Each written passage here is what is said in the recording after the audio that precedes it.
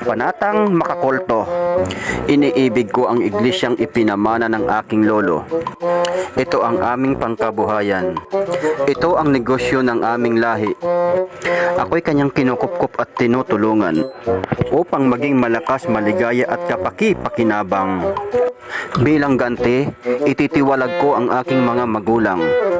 Tutuparin ko ang mga tuntunin ng aming kulto. Susundin ko ang mga tungkulin ng isang tagapamahalang lumalabag sa batas ng Diyos. Paglilingkuran ko ang abuluyan ng walang pag-iimbot at ng buong katapatan.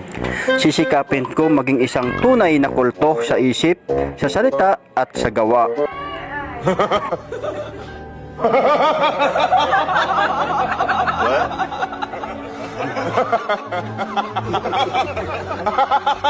What?